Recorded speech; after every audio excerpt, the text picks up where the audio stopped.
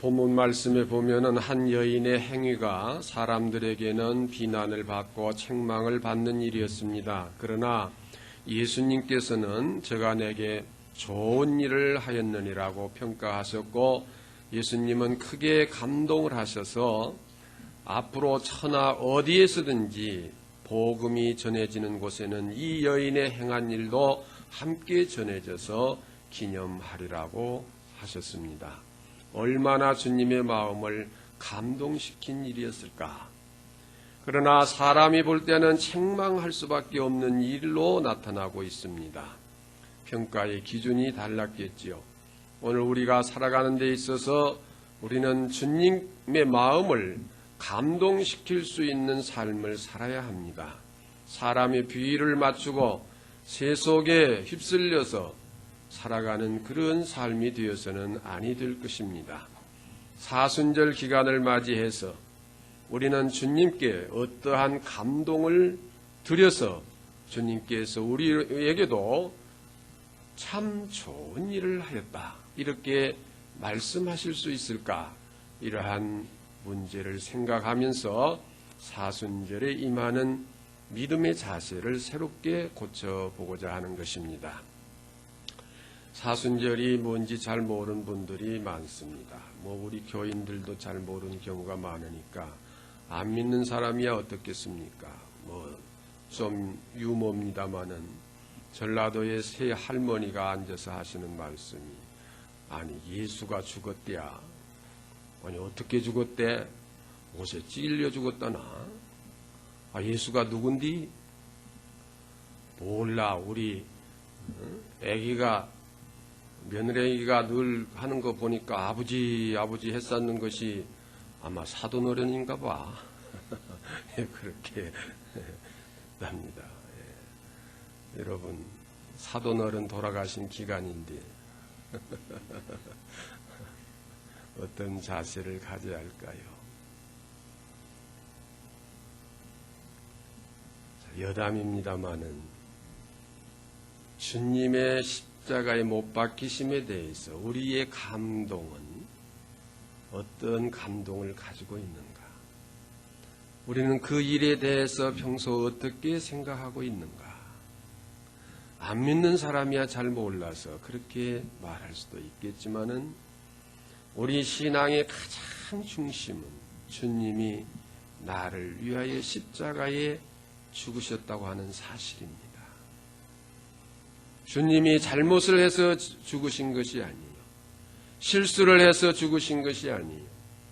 죄를 지어서 죽으신 것이 아니라 흠없고 허물 없는 의인 중에 의인이신 주님이 우리의 죄를 대속하시기 위하여 십자가에 피 흘려 돌아가신 것입니다. 온 인류에게 이보다 더 큰 감동을 줄 수는 없습니다. 이보다 더 큰 은혜는 없습니다. 또 이보다 더 큰 공로는 없습니다. 주님은 우리에게 이렇게 감동을 주시고 우리에게 이렇게 큰 은혜를 주셨는데 우리는 주님께 어떠한 감동을 드릴까? 주님의 마음을 어떻게 기쁘시게 해드릴까? 무슨 일을 해서 주님을 기쁘시게 해드리고 주님을 감동시켜 드릴 수 있을까? 이 사순절 기간에 특별히 다시 한번 이 일에 대해서 더 깊이 생각해 보는 기회가 되었으면 합니다. 지난 한 주간에 참 너무너무 소란했던 것 같아요. 우리 국민들의 마음속에 어떤 감동을 주었는지 모르겠어요. 의사 넷이 앉아서 이야기를 하는데 수술 환자 중에 도서관 직원이 제일 쉽다, 수술이. 왜 그러냐? 내장을 열어보면 카나다 순으로 돼 있어서 아주 쉽다. 아니라고. 그보다는 회계사가 더 쉽다. 왜 그러냐? 장기에 1년 번호가 다 붙어 있다. 아니라고. 전기 기술자가 더 쉽다. 왜냐? 색깔별로 구분이 다 잘 돼 있다. 그러니까 마지막 넷째 의사가 그게 다 틀린 소리고, 정치인 수술하기가 제일 쉽다. 왜 그러냐? 다 비어있다. 골도 비어있고 뼈대도 없고 안면도 없고 다 비어있으니까 수술할 필요도 없고 제일 쉬운 게 정치인 수술이라고 그렇게 여담이 있습니다. 자, 오늘 저는 어떤 정치를 비판하기보다는 모두가 어떤 일에 대해서 전부 자기중심적이라고 하는 것입니다. 정당을 위한 것도 자기가 속해 있는 정당에서 자기가 몸을 담아야 되겠고 거기서 어떤 자리를 굳혀야 되겠고 그러한 여러 가지 그 이유에 의해서 자기를 위하여 모든 일을 하는 것입니다. 냉정하게 이성을 따져서 처리한 것이 아니라 감정적으로 처리를 합니다. 백성을 위하고 나라를 위해서 한 것이 아니라 자기를 위해서, 자기 출세를 위해서, 자기 정파를 위해서. 그러면 그 정치인들만 우리가 그렇게 탓할 것이냐?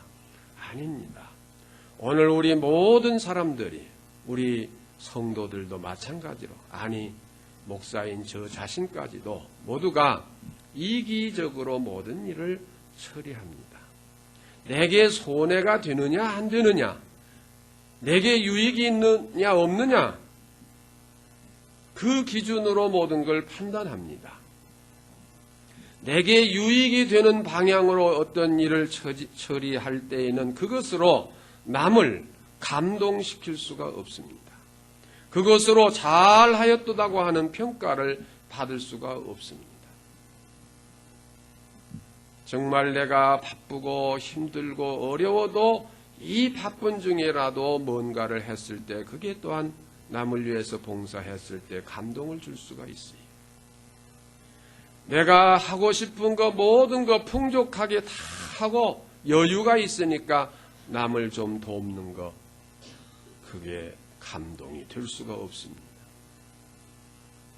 내가 굶주리고 내가 헐벗고 내가 어려운 중에서도 남을 도울 수 있을 때, 비록 그것이 적은 액수일지라도 그것이 남을 감동 줄 수 있고 잘하였도다고 칭찬을 받을 수 있는 것입니다.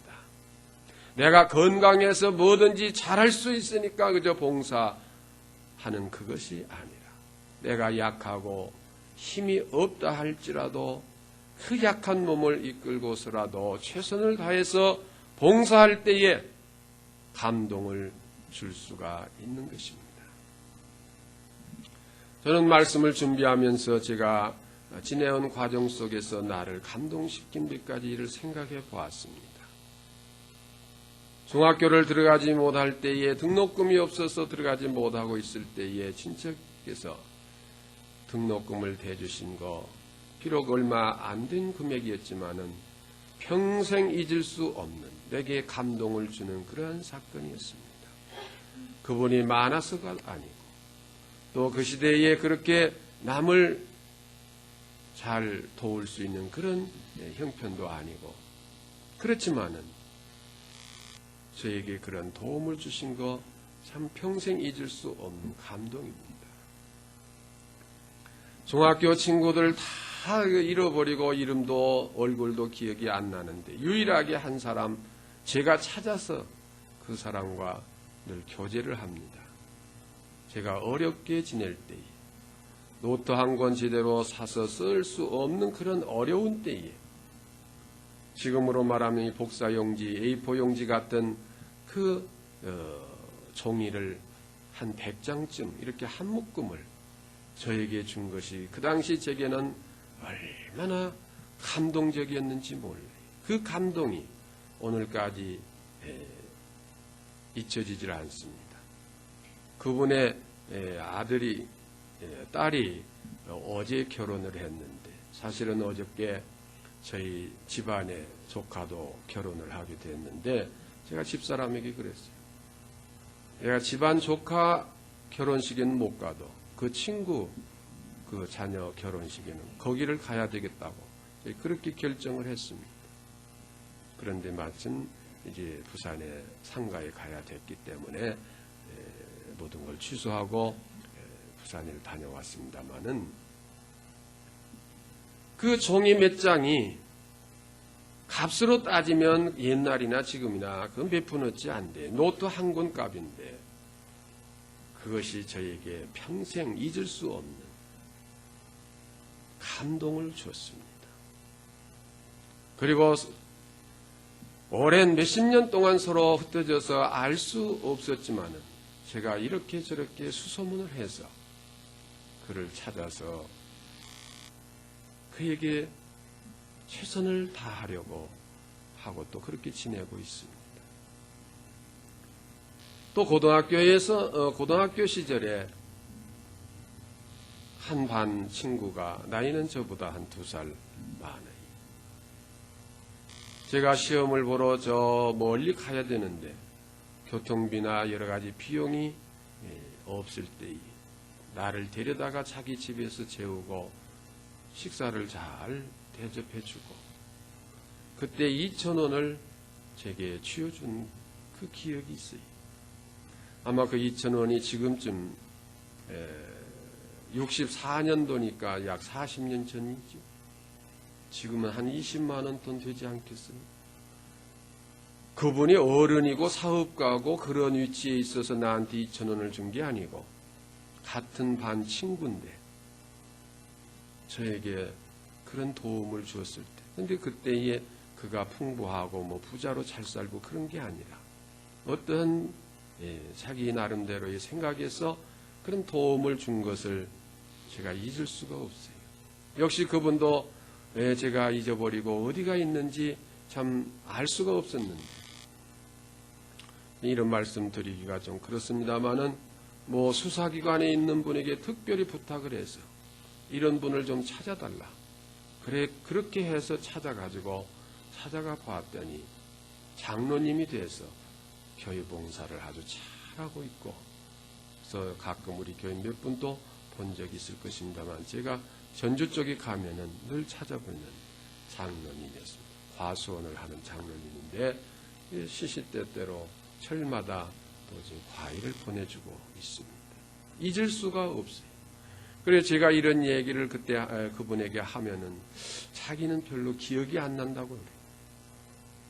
그렇게 자기가 돈을 집에 데려다가 함께 자면서 식사한 기억은 있는데 돈을 준 기억은 안 난다고 그래요.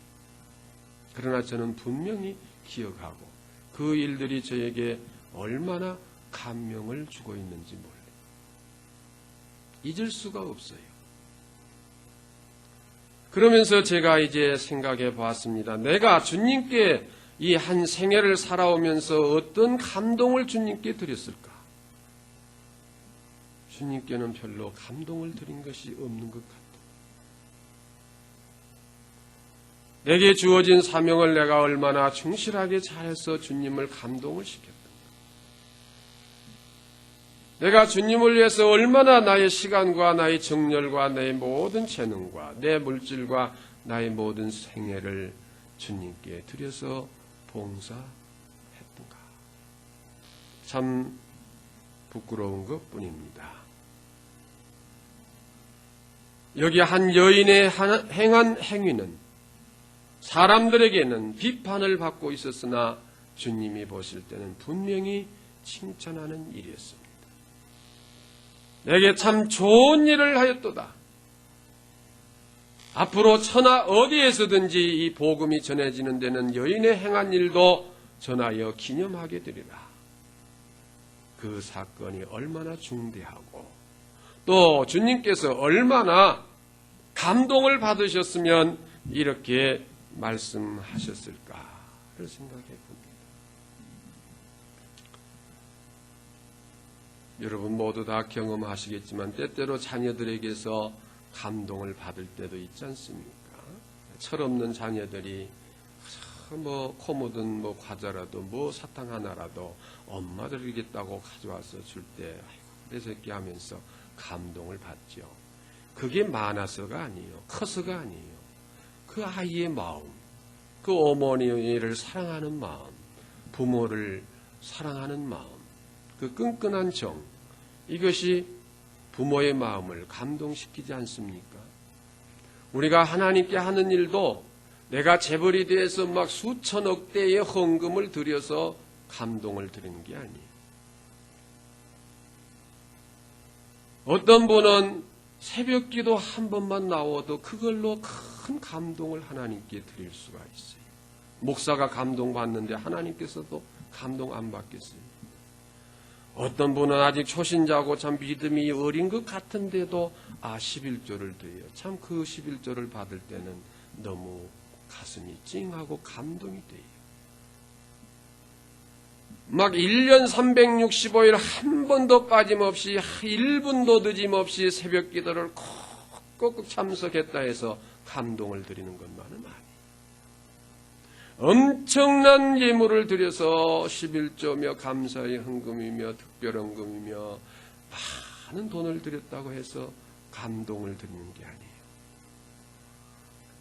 이 여인이 예수님께 드린 것이 이제 복음서 여러 곳에 기록이 되어 있어 300데나리온의 가치로 표현을 하고 있습니다마는 오늘 본문에는 300데나리온은 표현 안 했어도 많은 값에 팔아서 이렇게 표현을 했습니다.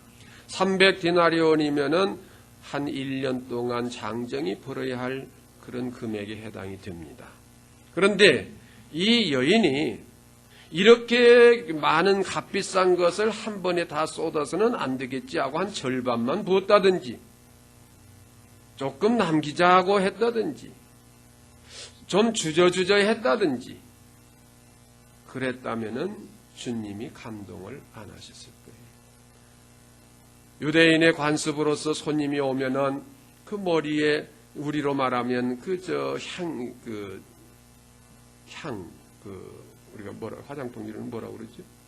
향수요. 예, 향수 칙 이렇게 뿌리듯이 기름을 향 기름을 머리에다가 한두 방울씩 떨어뜨려서 그 향 냄새가 이렇게 나도록 그렇게 하는 것이 하나의 손님 접대 예입니다. 대단히 비싼 거예요. 그 부피가 얼마가 되는지는 모르겠어요. 그러나 다른 데서는 옥합을 깨뜨려서 쏟았다고 했고 여기는 그것을 다 부었다고 했습니다. 기록은 조금씩 달라도 공통적인 것은 이 여인이 계산을 따지지 않았다고 하는 것이, 주저하지도 않았다고 하는 것이, 누구하고 타협하지도 않았다고 하는 것입니다. 체면도 없고 일 후에 어떤 되어질 후한 염려도 생각지 않고 오로지 주님을 사랑하는 마음에서 이 향유를 주님께 부었습니다. 그런데 주님은 나의 장사를 위함이라고 그랬어요. 이 말씀이 참 이해가 잘 안 돼요. 이 여인이 어떻게 지금 살아계신 예수님께 기름을 부어서 장사를 준비하고 있어요. 장사를 준비한다고 하는 것은 죽은 사람 시신에다가 이제 기름을 발라서 입건하는 게 장사를 준비하는 것입니다. 그런데 지금 살아계신데 장사를 준비했다고 그랬어요. 그러나 본문의 배경 앞뒤를 자세히 좀 관찰해 보면은 이제 예수님께서 생애를 다 마치시고 이제 내일 모레 곧 십자가에 못 박혀 돌아가실 그 찰나에 여러 가지 말씀을 하신 중에 이제 내가 십자가에 못 박혀 죽으리라고 하는 것을 말씀하셨어요. 이 여인은 예수님이 돌아가실 것을 알고 있었습니다. 그래서 돌아가신 그 예수님, 죽은 후에서 가서 기름을 부을 수도 없고, 붓는다는 것도 그렇고 또 그때 가서 부을 수 있는 기회가 주어질지도 모르지만은 내가 지금 주님을 만났으니까 이 돌아가실 주님께 내가 미리 이 향유를 부어야 되겠다고 하는 그런 의미로 제가 이제 좀 해석을 해봅니다. 주님의 그 옥체를 조금이라도 잘 보존해보자고. 이 향유를 붓고 기름을 바르는 것은 좀 썩는 것을 더디게 하는 그 보존하는 그런 목적에서가 아니겠습니까? 그러니까 주님의 그 옥체를 보존하고자 하는 그 뜨거운 사랑의 열정, 조금이라도 이분을 더 썩지 않게, 부활에 대해서는 아직 잘 제자들도 모든 사람들도 확신을 못 가졌으니까 이 여인 역시 그랬으리라고 인정한다면은 비록 돌아가실지라도 돌아가신 후에라도 그 몸을 조금 더 보존시키고자 하는 그런 뜨거운 사랑의 열정이 이 여인에게 있어서 계산도 따지지 않았어요. 이거 얼마 간다고 하는 그런 아까움도 없었어요. 그냥 쏟아 부어서 그에게 다 드렸습니다. 남들이 볼 때는 다 그것이 낭비로 보였어요. 그걸 팔아가지고 가난한 사람들에게 주면 많은 사람들에게 구제할 수 있다고 했어요. 물론 그 과정을 통해서 착취하려는 가룟 유다의 계략이 숨어 있었죠. 그러나 주님은 그 여자가 내게 참 좋은 일을 하였다고 평가하셨습니다. 영어로 제목을 그렇게 제가 써놨죠. She has done a beautiful things to me. 그가 내게 참 아름다운 일을 했다. 자, 오늘 우리가 예수님 앞에서 아무개 집사야, 아무개 목사야, 아무개 성도야, 네가 내게 참 아름다운 일을 했다. 자, 이러한 말을 들을 수 있는 사건이 내게 무엇이 있는가? 복 없다면 이번 사순절 기간에 한번 만들었으면 좋지 않을까요? 그래도 하나는 가지고 있어야 할 거예요. 주님을 감동시킬 수 있는 한 이벤트는 우리에게 있어야 할 것입니다. 그것이 복음이 전해지는 곳 천하 어디에서든지 함께 기념되어질 수 있는 그러한 주님의 마음을 감동시킬 수 있는 그러한 사건이 되어져야 돼요. 거듭 말씀드리지만 자녀들이 부모의 마음을 감동시킨 것은 큰 것이 아니에요. 빨라 남은 사탕 하나라도 감동을 시킬 수가 있어요.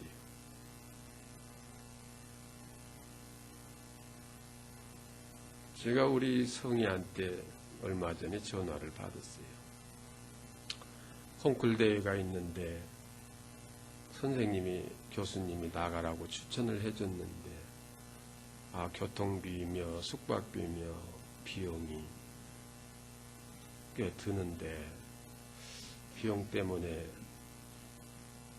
나가지 말까 그래요. 그러니까 그 말은 어머니 아버지가 이지 뒷바라지 하는데 힘드니까 그냥 말까 그런 그 의미로 말하는데 그것이 내게 얼마나 감동을 주는지. 그래서 하여튼 무조건 나가라고 그랬어요. 한 500불이 든다고 그래요. 어찌됐든 나가라 해서 어떻게 해서 보내주었어요. 그런데 1등을 했다고 그래요. 제일 먼저 궁금한 게 상금 얼마 받았냐 그게 궁금하더라고요. 그래서 물었어요. 상금 얼마 받았냐. 1200불 받았다. 그때 이야기는 여담입니다만은 웬만하면 나 이렇게 갈 테니까 빨리 보내주세요 뭐 이렇게 할 수도 있지만 부모가 어려운 것을 감안해서 그만둘까 나가지 말까 그 주저하는 그 한마디 그 한 생각이 여러 가지를 생각게 하는 감동을 줍니다.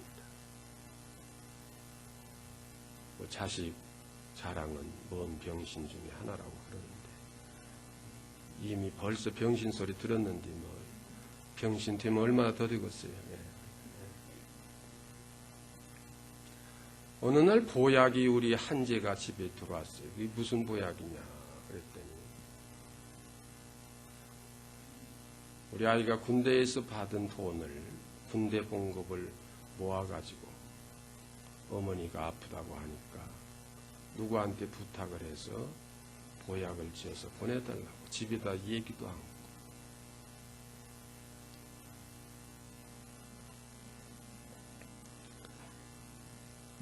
제가 얘기는 안 했지만은 얼마나 저를 감동시켰는지 몰라요.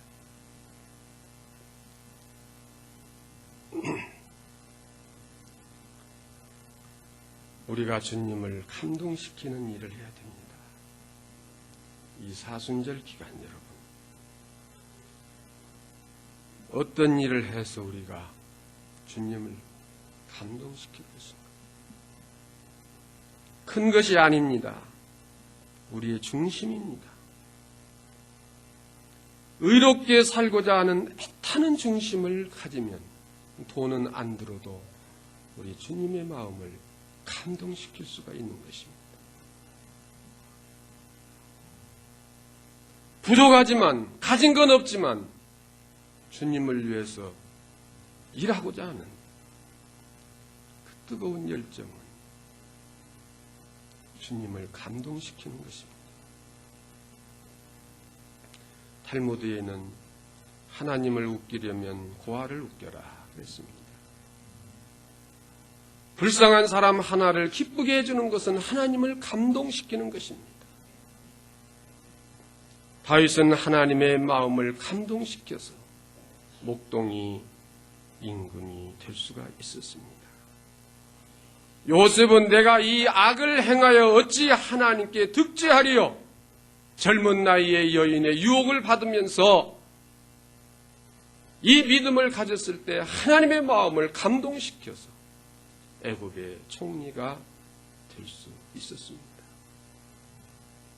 그는 다른 지파보다 2배의 기업을 받았습니다. 독자 이삭을 드리라 한 말씀 하셨을 때 주저하지 않고 100세 얻은 아들 독자를 모리아산에 가서 자기 손으로 목을 베서 번제로 드릴 때에 하나님의 마음을 감동시켰습니다. 그 아들을 통해서 하늘의 별처럼 바다의 모래처럼 후손을 번창케 하려는 축복이 주어졌습니다. 사람의 행위가 여호와를 기쁘시게 하면 그 사람의 원수라도 그로 더불어 화목하게 하시느니라고 하였습니다. 에녹은 믿음으로 하나님을 기쁘시게 해드렸기 때문에 죽음을 맛보지 아니하고 승천했습니다. 어린아이가 가진 보리떡 5개와 물고기 2마리는 주님의 마음을 뜨겁게 감동했기 때문에 5,000명을 먹이고도 남게 하는 기적을 일으켰습니다.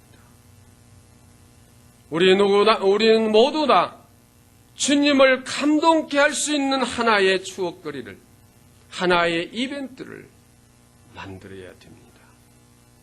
작은 건 내가 받았어도 평생 잊을 수 없는 그 친구들의 감동을 제가 기억하듯이 우리는 비록 작은 것이지만 진실이 담겨있는 바리새인들처럼 외식하는 그런 것이 아니라 비록 세리일지라도 가늠하다 잡혀온 여인일지라도